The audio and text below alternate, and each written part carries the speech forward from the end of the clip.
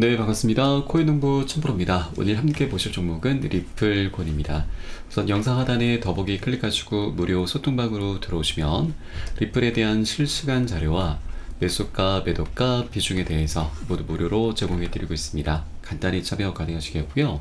자, 최근 이제 리플코인이 지금 이 저점의 추세선을 이탈하는 모습을 보이고 있습니다. 자, 최근에도 계속해서 이탈을 하긴 했지만 세력들이 매수세를 강력히 유입을 시키면서 그 안쪽으로 좀 모아가고 있었는데, 자, 어제와 오늘은 계속해서 이탈하는 모습이 나타나고 있죠.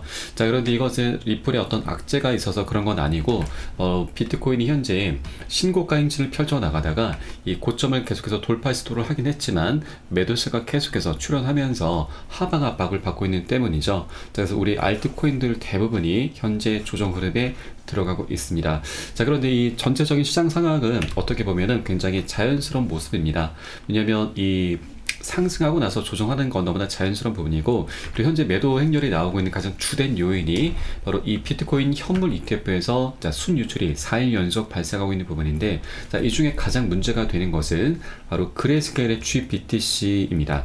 이 GBTC 같은 경우는 수수료가 1.5%로 좀 비싼 편입니다. 자, 그에 반해서 이 블랙록의 IBIT 같은 경우는 0.25%이죠. 자, 그래서 이 GBTC를 매매를 했었던 투자자들이 이것을 매도를 하고 다시 저렴한 상품으로 갈아타기 하려는 그런 움직임인 거죠. 자, 그 과정에 나타난 매도 행렬이기 때문에 이 자금들이 다시 저렴한 상품으로 이제 매수세로 전환되면서 시간이 지나면 다시 한번 강력한 훈풍이 불어오게 될 것이다 라는 걸 여러분께 말씀드립니다. 자, 비트코인 같은 경우는 1월 10일에 ETF가 출시가 되는데, 이때 당시에도 ETF가 출시가 되면은 이제 급등 흐름이 전개될 것이다 라는 그런 기대감이 있었죠. 그러나 이 GBTC발 매도가 엄청나게 쏟아져 나오면서 자, 2주 정도의 조정 흐름이 나타났습니다. 자, 그러나 ETF 자금 흐름이 엄청나게 유입이 되면서 이 매도 압력을 충분히 눌러주었죠. 그러면서 역사적인 신고가를 펼쳐나갔습니다. 자, 그런데 이 GBTC의 이제 보유량도 이제 감소를 하고 있지만, 자, 마지막으로 다시 한번 계속해서 매도 행렬이 나타나고 있는 것입니다. 자, 그런데 여기에 더해서 홍콩의 ETF가 어제 출시가 되었죠. 자, 이 이제 거래가 시작이 되었는데, 홍콩 같은 경우는 수수료를 면제하는 그런 업체들도 지금 나타나고 있습니다. 자, 그래서 이 수수료가 비싼 상금에서 다시 홍콩 쪽으로 갈아타려는 그런 매도 행렬이 조금 더 나타나고 있는 것이죠. 자, 그러나 이 홍콩 같은 경우는 아시아 시장이죠. 아시아 시장은 미국보다 그 규모가 훨씬 더 큽니다. 그렇기 때문에 이 매도 행렬이 어느 정도 진정이 되고 나서는 아시아의 자금들이 엄청나게 우리 코인시장에 흘러 들어올 수밖에 없기 때문에 또 한 번의 2차 폭등 흐름이 전개되면서 또다시 새로운 신고가 행진을 펼쳐줄 것으로 기대가 되고 있습니다. 자, 그리고 최근 이 이제 비트코인의 매도 행렬에 대해서 어느 정도 분석이 나오고 있는데, 자, 그리고 비트코인이 단기 홀더들의 패닉셀 가능성이 높다라고 하는 겁니다. 자, 그래서 바닥에 근접했다라는 내용이 나오고 있는데, 자, 현재 단기 보유자들의 SOPR 지표, 바로 홀더들이 수익 혹은 손실을 보고서 자산을 매도하는지 가늠하는 지표인데, 자, 이 지표가 현재 1 이하로 나타나고 있습니다. 자, 이것은 단기 보유자들이 패닉셀 가능성이 높다는 의미이고 시장이 바닥에 가까워졌다는 의미로 분석되고 있습니다. 자, 역사적으로 보면 상승장에서 단기 홀더들의 이 지표가 1보다 낮을 때 가장 좋은 매수 기회였다라고 좀 덧붙이고 있는 것이죠. 자, 그래서 이제 어느 정도 매도세가 진정되면서 다시 상승 전환할 수 있다라는 그런 기대감을 우리가 가질 수가 있겠습니다. 자, 그리고 우리가 코인시장의 전반적인 방향성을 알 수 있는 가장 중요한 기사 하나가 있는데, 자, 최근 1월 10일에 비트코인 ETF가 출시가 되고 나서 굉장히 성공을 거두고 있습니다. 그런데 이 기관 투자자들 같은 경우는 아직까지 현물 ETF에 투자하지도 못했다고 하는 겁니다. 자, 지금까지 ETF 자금 흐름은 바로 개인들과 트레이더들이 주도를 한 것이고, 진짜 기관 자산 관리자들은 들어오려면 시간이 조금 걸리는 부분이죠. 자, 이 매수 채널의 수요가 얼마나 될 것인지 알 수는 없지만 검토 기간 이후에는 수요가 있을 가능성이 높은데, 자, 이게 어떤 얘기냐면, 자, ETF가 출시가 되고 나서 역대 신고가를 만들어냈는데 이 상승을 주도했던 것이 기관들이 아니었고 개인들과 트레이더들이었다고 하는 것이죠. 그러면 이 기관들의 막대한 자금은 아직까지 매수 대기 상태로 현재 존재하고 있다고 하는 것이죠. 그래서 우리 코인시장의 상승 잠재력이 굉장히 무궁무진하다, 아직까지 갈 길이 굉장히 멀다라는 걸 우리가 엿볼 수가 있겠습니다. 자, 여기에 더해서 이제 리플 코인 같은 경우는 지금 소송 리스크로 인해서 계속해서 이 낙수 효과를 못 보고 있습니다. 계속 하방 압박을 받고 있죠. 자, 그러다 이 소송도 이제 그 끝이 드러나고 있습니다. 자, 최근에 지금 리플과 SEC의 소송 판사가 SEC에게 29일까지 답변서 제출 명령을 했죠. 바로 내용이 나왔습니다. 자, SEC는 이 리플이 이 사건의 약식 증인으로 채택한 이 안드레아 폭스 전문가의 이제 증언을 기각하려는 그런 리플의 신청에 반대한다라는 입장입니다. 자, 리플은 안드레아 이 폭스 전문가가 증언을 했다라고 이제 주장하고 있고, 그리고 이내 진작에 공개되긴 했어야 되지만 SEC는 그녀의 진술이 리플의 재무 기록을 요약한 것일 뿐이고 전문가 증언에 해당하지 않는다라고 주장을 하고 있습니다. 자, 그렇기 때문에 SEC는 이 전문가의 증언에 따른 리플의 가처분 신청이 전문적인 회계 지식이나 전문가 의견이 포함되지 않고 제공된 재무 기록에서 나온 간단한 수학적 계산이기 때문에 자, 법원이 기각을 해야 한다라고 자, 이렇게 주장을 하고 있는 것이죠. 그래서 이 SEC의 답변을 통해서 어떤 합의에 대한 뉘앙스는 우리가 좀 엿볼 수가 없는 부분입니다. 그래서 이제는 이 살아내본 판사에게 이제 공이 넘어간 상태인 겁니다. 그리고 이 소송에서 좀 큰 비중을 차지하고 있는 것 중에 하나는 바로 이 사안의 어떤 시시비비를 가리는 것도 중요하긴 하지만 판사의 어떤 성향, 그리고 판사가 이 원고와 피고를 바라보는 그 관점도 굉장히 중요하게 작용이 될 수가 있는 부분이죠. 그래서 판사가 현재 SEC를 어떻게 바라보고 있는지 그 부분을 우리 잠깐 살펴보도록 하겠습니다. 자, 과거 이 SEC가 리플 측 변호사에게 법률 자문 자료를 공개 요구를 했었는데 살아내본 판사는 변호사와 의뢰인 간의 신뢰를 언급하면서 SEC의 요구를 기각을 했었습니다.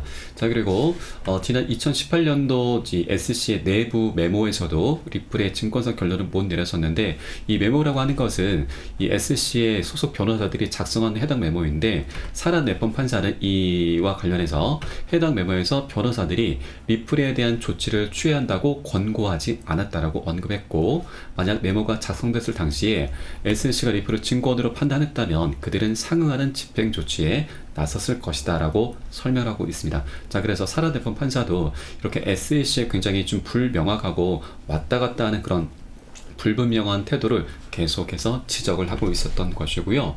그리고 작년도에는 이 리플과 SEC에게 합의회의 일정 조율을 하라는 그런 명령도 내렸습니다. 그래서 이 소송을 바라보는 관점은 너희들 하루라도 빨리 합의로 마무리를 지어라라는 그런 의중인 것을 우리가 엿볼 수가 있겠습니다. 자, 여기에 대해서 최근에 이 리플 측이 4월 22일에 SEC가 새롭게 제출한 전문가 자료에 대한 기각 신청을 제출하면서 SEC가 지정한 기간을 초과해서 늦게 서류를 제출했기 때문에 증거 게시 규정을 위반했다라고 주장을 했습니다. 자, 이와 관련해서 이 살아내본 판사는 이 SEC의 답변 기한을 매우 촉박하게 제시를 했던 것이죠. 자, 그렇게 이런 여러 가지 조항들을 본다 하면 살아내본 판사는 SEC를 굉장히 좀 달갑지 않게 좀 바라보고 있다는 거 우리가 엿볼 수가 있겠고, 굉장히 현재 어느 정도 좀 짜증이 나 있는 상태가 아닌가라는 그런 것까지 우리가 충분히 유추를 해볼 수가 있겠습니다. 자, 그리고 이번에 리플 측에서는 SEC가 부과한 20억 달러의 벌금이 과도하다라고 주장하면서 법원에는 1,000만 달러를 넘지 않는 선에서 민사 벌금을 부과해달라고 요청을 했는데, 자, 이렇게 이 20억 달러 기준에서 200분의 1 정도 수준으로 굉장히 낮춰 부른 그 근거가 하나가 있죠. 자, 작년도에 이 SEC는 아론 고벨사와 이제 재판을 벌였는데 이때 패소를 했습니다. 자, 그와 동시에 항소와 함께 벌금형 처벌을 주장했는데, 자, 미국 법원에서는 이를 받아들이지 않으면서 SEC 항소 요청을 기각을 했었죠. 자, 그래서 리플 측의 변호인인 이 고빌사에 대한 SEC 항소 기각 문서를 첨부하면서 SEC는 패배를 거듭하고 있고 투자자의 금전적 피해가 있지 않는 이상 SEC는 벌금형을 주장할 자격이 없다라면서, 자, 리플사 역시 투자자에게 의도적인 금전적 피해를 입히지 않았기 때문에 SEC 벌금형 주장 역시 기각될 것이다라는 그런 의미로 1,000만 달러로 굉장히 낮춰 부를 수 있었던 것이죠. 자, 이렇게 이 살아내본 판사가 이런 여러 가지 SEC 리플의 주장을 좀 받아들인다 하면 우리 리플 측에게 굉장히 유리하게 작용이 되면서 원만히 합의로 마무리가 될 확률이 굉장히 높아져 갈 수 있습니다. 자, 그래서 이 소송도 어느 정도 이제 이 사란대법판사에게 공이 넘어갔고 합의로 지금 마무리 지을 수 있는 그런 확률이 굉장히 높아져 갈 수 있다라는 걸 여러분께 말씀드리겠습니다.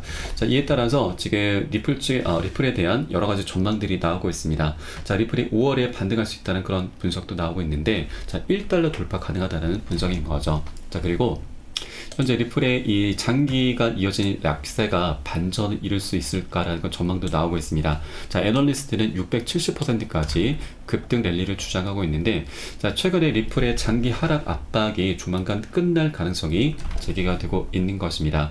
지금 현재 리플의 주간 차트를 보시면 50일 이평선과 200일 이평선의 격차가 좁혀지고 있고, 이 50일 이평선 같은 경우는 최근의 가격 흐름을 반영하는 단기 평균가이고, 200일 이평선은 전반적인 추세 방향을 나타내고 있습니다. 자, 이 50일 이평선이 200일 이평선보다 낮은 수준에 기록된 점에 주목하면서 이 리플의 하락세 약화 신호로 해석을 하고 있는 것이죠. 하락세가 어느 정도 진정이 되면서 이제 상승 반전할 수 있다라는 그런 기술적인 분석이 나오고 있는 것입니다.